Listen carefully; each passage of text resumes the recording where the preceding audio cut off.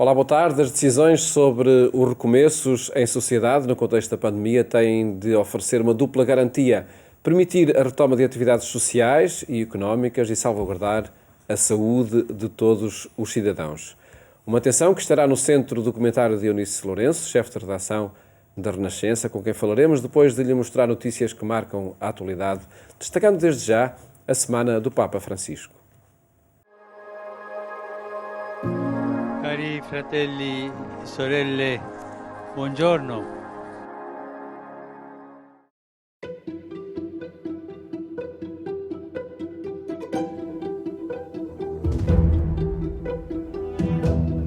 Quase 80 milhões de pessoas foram forçadas a fugir em todo o mundo devido a conflitos, perseguições e outras violências em 2019. Uma situação desumana, agravada pela pandemia, como recordou o Papa no Dia Mundial dos Refugiados, promovido pelas Nações Unidas. La crisi provocata dal coronavirus ha messo in luce l'esigenza di assicurare la necessaria protezione anche alle persone rifugiate per garantire la loro dignità e sicurezza. Vi invito a unirvi alla mia preghiera per un rinnovato ed efficace impegno di tutti e a favore della effettiva protezione di ogni essere umano, in particolare di quanti sono stati costretti a fuggire per situazioni di grave pericolo per loro o per le loro famiglie.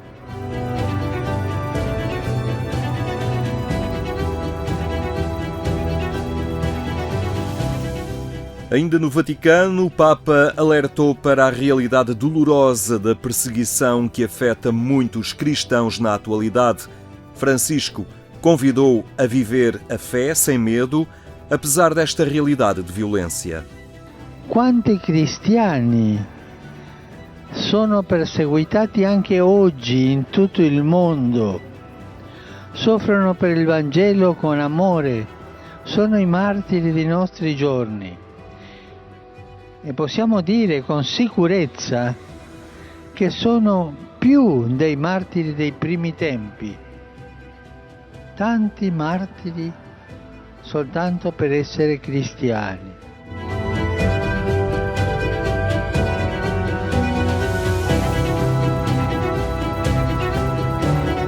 Simbolicamente, o Papa quis receber no Vaticano profissionais de saúde e religiosos da Lombardia, uma das regiões mais afetadas pela Covid-19 na Itália. E voi siete stati testimoni, anche nelle piccole cose, nelle carezze, anche col telefonino collegare quell'anziano che stava per morire col figlio e la figlia per congedarli, per vederli l'ultima volta. Piccoli gesti di creatività, di amore. Ci ha fatto bene a tutti questo.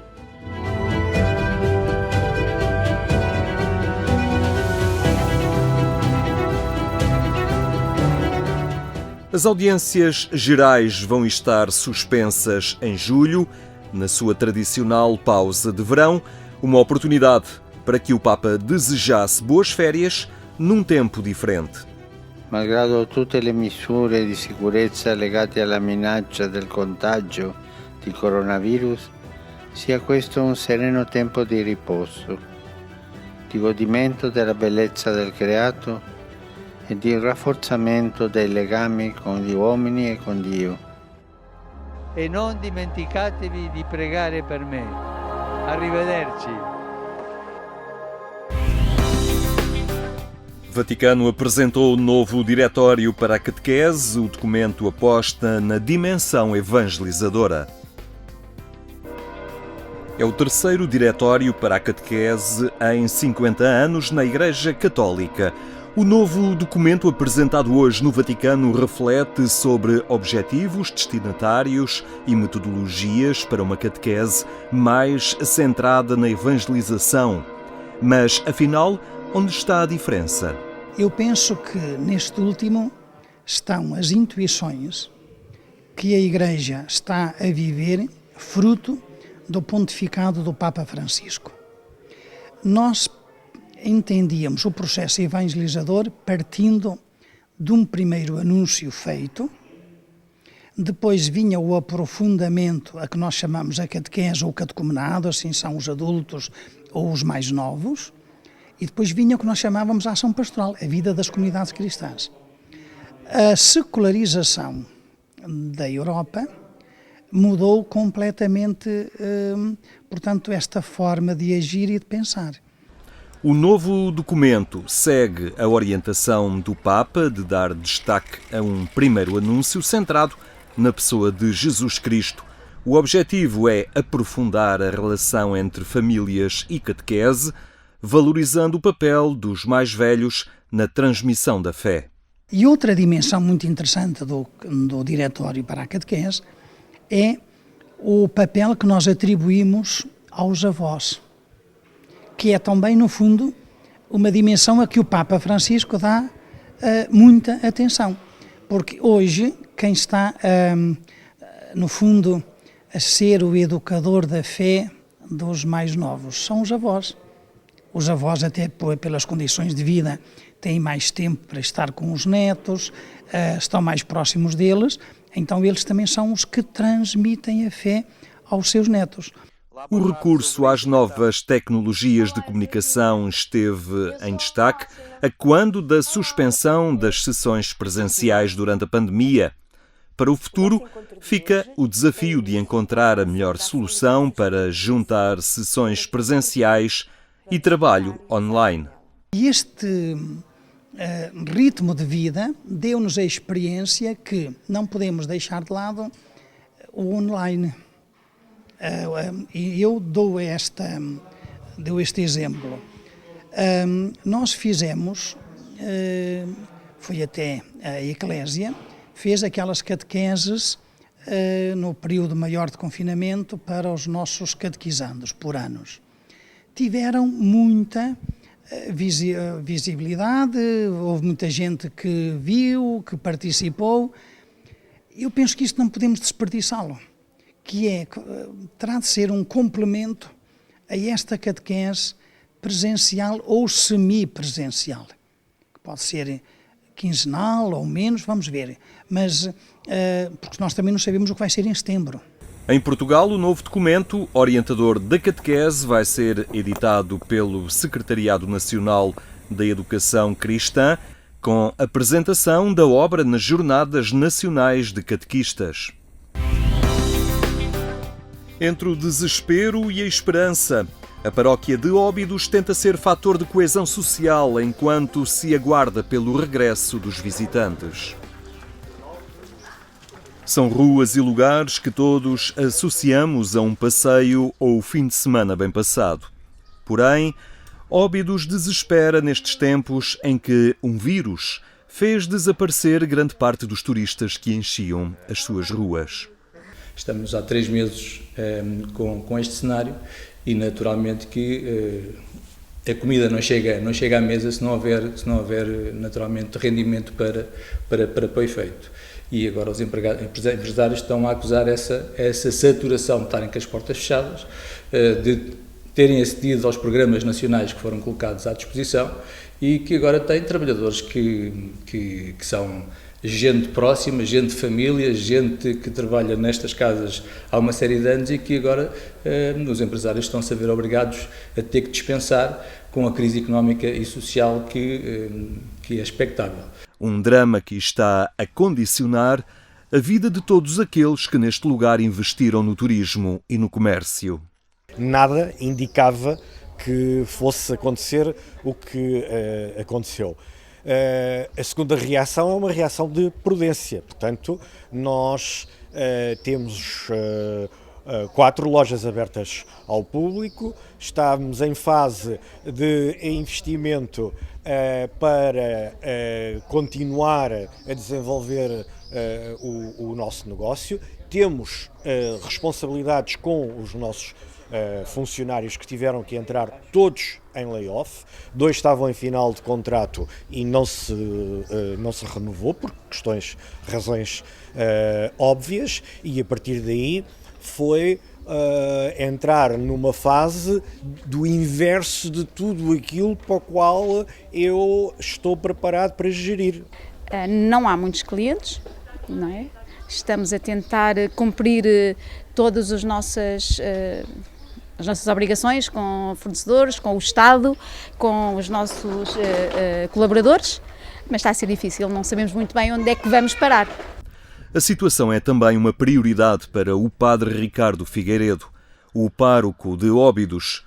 Ele sabe que a missão da Igreja não se resume à liturgia e tem de assumir também a circunstância social.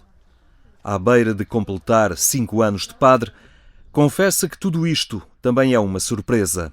Nesta situação em particular, esta relação pessoal que se tende a cultivar é um dos fatores importantes. Ir ter com as pessoas, com as distâncias de segurança, como é óbvio, mas ir ter com as pessoas, procurar estar com elas, conversar e estamos num tempo propício para isto. Eu acho que esta é uma das oportunidades que esta situação de pandemia trouxe, foi possibilitar exatamente esta proximidade com as pessoas. Uma proximidade concretizada num ir ao encontro daqueles que vivem dias de aflição e incerteza. Tem sido uma grande ajuda, porque se nós não fôssemos crentes, se não tivéssemos uma fé, a nossa fé, não sei se aguentaria esta situação. Estou habituada a um ritmo completamente diferente e isto foi realmente o descalabro no nosso país e mundialmente. Acredito e tenho tido a ajuda do Sr. Prior, que todos os dias vem conversar comigo, dá-me um apoio psicológico e tem ajudado imenso.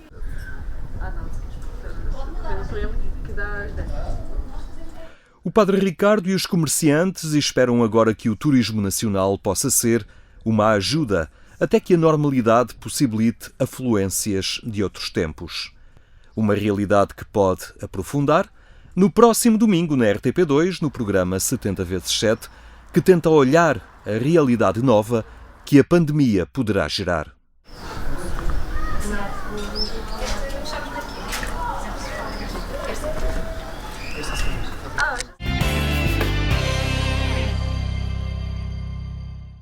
Siga estas notícias no portal da Agência Eclésia, em agência.eclésia.pt.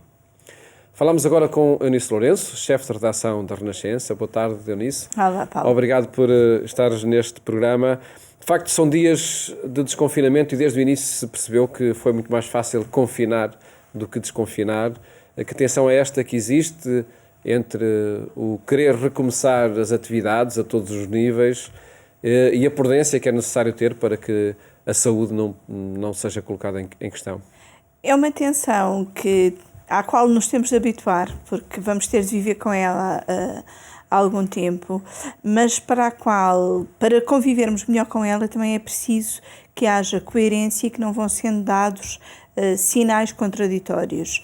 E alguns sinais políticos foram contraditórios, nomeadamente sinais do Presidente da República e até do Primeiro-Ministro, que por um lado aconselham cuidado, mas depois por outro vão a acontecimentos ou são autorizados acontecimentos que nem sempre respeitam as melhores regras. Ainda esta semana aconteceu isso com o Presidente da República mais uma vez. E, portanto, acho que é preciso haver essa coerência, não haver sinais contraditórios, haver sempre o apelo ao respeito pelos cuidados e pela responsabilidade pessoal, mas também haver um certo apelo a que se vença o medo. Só que o medo também só se vence se as pessoas se sentirem seguras. Porque esse medo não só nos faz demorar mais tempo a recuperar a atividade económica, como também nos coarta as relações pessoais e estamos todos a precisar de retomar relações pessoais mais normais e é possível retomar algumas dessas relações desde que se cumpram todos aqueles cuidados a que somos aconselhados.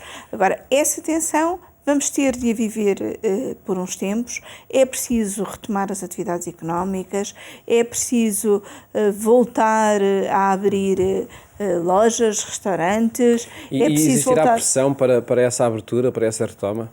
Pressão da economia? O problema é que alguns sítios vão reabrindo, mas sentem que têm pouca clientela por enquanto. Por exemplo, os restaurantes, nota-se perfeitamente que têm muito menos gente. Alguns já fecharam novamente, não é? Porque viram que era inviável. Alguns já fecharam novamente. Agora, outros estão, de facto, a cumprir todas as normas e às vezes é uma questão da pessoa ir pela primeira vez. A mim aconteceu isso. A primeira vez que fui, há assim um bocadinho, parece que é tudo muito complicado e depois, não, acaba por ser muito mais fácil do que estamos à espera. Neste recomeço de atividades sociais, económicas, religiosas, etc., há alguns comportamentos que acabam por ser fundamentais: o uso de máscara, a higienização das mãos, o distanciamento social, e esse sim é que não se pode falhar, não é? Não se pode falhar e se calhar alguns até é preciso reforçar. É importante que não se falhe tanto nas atividades económicas, para ir ao restaurante, para ir à loja, como nas relações sociais, nas relações laborais, nos locais de trabalho, porque também já se percebeu que, havendo um caso num local de trabalho, o contágio também é fácil.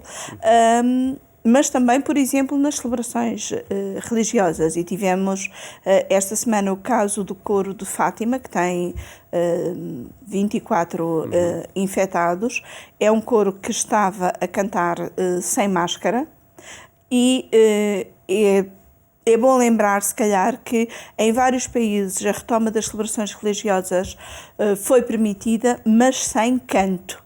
Porque o canto, ao cantarmos, expelimos muito mais substâncias do que ao falar. E, portanto, é preciso muito cuidado também nas celebrações religiosas com o uso da máscara e com o uso da máscara, se calhar, em mais situações, se possível para ler, se possível para cantar, também tendo em conta os distanciamentos que são possíveis em cada igreja, mas provavelmente é preciso reforçar o uso desses materiais de proteção em mais situações, por muito que nos custe, por muito que seja estranho usarmos máscara e que nos impeça de ver os sorrisos e as expressões faciais, provavelmente temos de reforçar ainda mais esses cuidados, precisamente para podermos ter uma vida mais perto daquilo que desejamos e com mais liberdade de movimentos.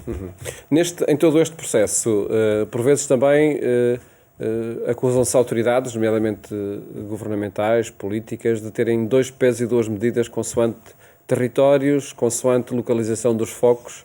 Na tua opinião, isso está a acontecer? Sim, em algumas foram dadas, no fundo, indicações que foram sendo contraditórias. Permitir o 1º de maio, como foi permitido. Depois tivemos um 10 de junho, que foi exemplar, mas que se calhar já veio um bocadinho tarde, que teria sido bom termos um 25 de Abril mais próximo daqueles moldes, não só pelas celebrações em si, pelas cerimónias em si, mas pelo exemplo que dão, pelo testemunho que dão para os outros... Para as outras iniciativas da sociedade.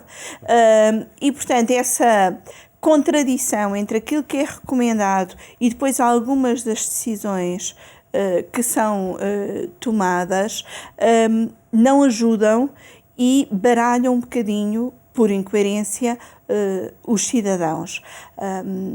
Infelizmente tivemos um exemplo esta semana também um bocadinho contraditório, sendo uma situação melindrosa, que foi o funeral do autor Pedro Lima.